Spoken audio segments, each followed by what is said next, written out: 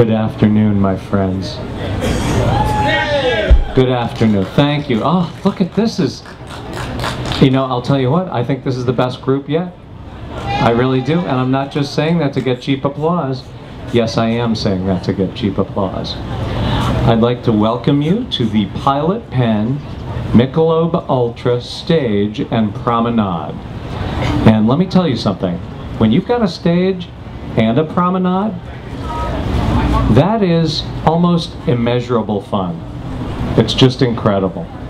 So here we sit midweek for what is my favorite week of the year. I hope you enjoy it as well. The 2010 Pilot Pen. Now, we were teased with something we hadn't seen all week, the sun, for a little while today. And then, of course, no sun. Where's Matt Scott? He was here just a minute ago from News 8. Let's call him out. Yeah, we're going to make him explain why the clouds now. Actually, I know exactly why there are clouds now, so you could be here and have a nice conversation. This is a special late lunch with Bruce at the 2010 Pilot Pen, and guess who's going to be here in just a few minutes? I'll see you later. There we go, it's interactive. Yes, what's nice about this is you've got arguably the best pro sports, the best sports event in Connecticut going on right here, right now, and arguably the best coach ever to coach in the great state of Connecticut, Geno Auriemma, who will be here in just a few minutes. Yes. Isn't this beautiful when we bring these things together? Now, Geno doesn't know this yet, but do you know how he likes to develop young talent? You know, he works with young players. I have decided to start a similar program. So, Geno won't know this, and I really will not be able to ask rather good questions, because I'm really not that knowledgeable. But I have a young player development program, young up-and-coming media celebrities, someone who knows sports. Well, that particular person is a young man who watches ESPN every morning of his life. As soon as he gets home from school, it's interfering with his work. It's overtaken his work. But here he is. We're going to bring him in and have him ask a question of Geno. Just give him a nice round of applause. Andrew Barber, my 13-and-a-half-year-old son. So what's going to happen is, when I kind of run out of questions, which will no doubt be early in the game, Andrew will step in. But the other thing we wanted to talk about a little bit today, and this is what I think, one of the things that makes Geno Auriemma such a special individual, is what he's done with Geno's cancer team. And if you're interested in getting more information, it's genoscancerteam.com. But Geno is taking his level of expertise and exposure, and he's channeling, you know, obviously he keeps channeling his efforts into winning, which is good, but he's also channeling it into the fight against cancer. And so we want to give Geno an opportunity to chat about that, to talk a little about basketball, and while we're talking to him, if you have any questions, I encourage you to step up, and you know, you could throw them out there. Or is there anything, just being very relaxed and interactive, anything you think you would like me to ask him? How'd you get so good? Yeah, does he have a question? Yeah, because I'm looking, trust me, I need suggestions. Yes. Who does he think's going to play point guard? I remember that one, Andrew. All right, there's my memory right there. That's like my portable hard drive. Yeah, what's the deal with point guard? Trouble at that position? Yeah. Was there an injury? Was there? Yes. See, I know a little. Not much. What I know you could fit on these 2 pages. This is something that's amazing. You know what? I was just down in the media lounge. I said, could you print up just a couple talking points on Geno Auriemma? It reads like War and Peace. You know what? Not to embarrass Geno when he gets here, would you like me to just read them to you, and so you're refreshed? If not, I don't care. No, man. But it's up to you. Would you like to? Why don't we do it? Thank you. There we go, my man. I'll meet you later over at the Sony Ericsson Lounge.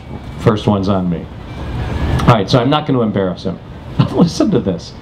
7 national championships. 1995, 2000, 2002, 2003, 2004, 2009, 2010. All-time record, 735 wins to 122 losses. How does a human being do that? He's superhuman. He may be a superhero. If he all of a sudden gets a call and starts flying, I won't be surprised. The phone booth. Is there a phone booth out here? His UConn record, yeah, same thing. NCAA tournament record, 77-15. I think he needs to step up his game a little bit. Big East regular season, 359-56. Big East tournament, 58-9. Big East overall, 417 wins, 65 losses. So during his tenure, Geno has transformed the UConn program. Under his guidance, the Huskies have gone from a program with only 1 winning season to its current state. 7 national titles, 11 Final Fours, 4 perfect seasons. That was 95, 2002, 09, and 2010. 34 Big East titles, all since his arrival in 1985. Is that impressive? I'm a bit impressed. Yes. Okay, 7 national championships, perfect 39-0 runs in 09 and 10. Oh, he was inducted into the Naismith Memorial Basketball Hall of Fame in Springfield and the Women's Basketball Hall of Fame in Knoxville in 2006. Recently bestowed with one of the biggest honors someone in his profession can receive. Geno was recently named the head coach of the U.S. national team, which will compete in the 2012 Olympic Games in London. First coach in women's basketball history to guide a team to 5 consecutive Final Four appearances. You believe that? I could read his credits. We'd be here till next Tuesday. The tournament would be over. He's a 7-time National Coach of the Year. He's been named Big East Coach of the Year 9 times and has garnered a total of 24 National Coach of the Year honors. I'd imagine he's had to build an addition onto his house just for the awards, or call pods. 25-year overall record stands, as I said, 735 and 122. By far the best winning percentage among Division I coaches. And he's actually the fastest coach to overall eclipse the 700 win mark, taking just 822 games to reach the milestone, which he achieved last season. And I got just another half a page. If you want to go to the food court, this might take a whole different meal before I get to the end. I had lunch, listened for a while to Geno's credits, and then went out and got dinner. Now, the Huskies' consistency has been remarkable, as the program has won either the Big East regular season or tournament title in each of the past 17 seasons, and 20 of the past 22 overall.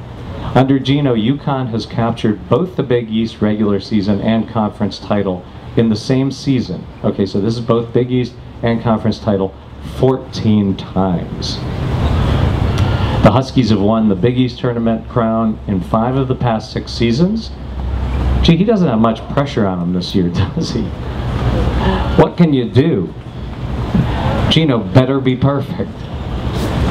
Connecticut extended its streak of consecutive NCAA regional appearances to 17 straight and advanced to the NCAA Final Four for the 11th time in the history of the program, en route to the program's 7th NCAA national title in 2010. I'm glad I'm doing this now before Geno gets here, because we wouldn't get a chance to talk to him. He also guided UConn to its 15th 30-win season in 2009 and its 15th in the past 17 seasons. He's a 1981 graduate of Westchester with a BA in poli-sci, lives in Manchester, Connecticut with his wife Kathy. They have 3 children, Jenna, Alyssa, and Michael. And again, if you'd like to study some of the nice things he's doing, you can go to genoscancerteam.com. Angela, you want to come up for a second and just talk a little about that? I think it would be lovely. What we need basically is someone attractive to divert the attention from me. And so, ladies and gentlemen, nice round of applause for Angela. Can I sit in the yes, big one and please. sit on the Exactly. Yeah. So now, how'd you get, you just have to flip that little switch there and you'll be fine. How did you first get involved with Geno's cancer team? Actually, hang on, let me get that. And if this doesn't work, yeah, this just goes up. Actually, Geno and I have worked together for almost 17 years. He was a co-chair of mine at YME of Connecticut Breast Cancer Organization. He co-chaired the Pink Ribbon campaign with me that we did for 9 years. And then he decided to move on to some other things.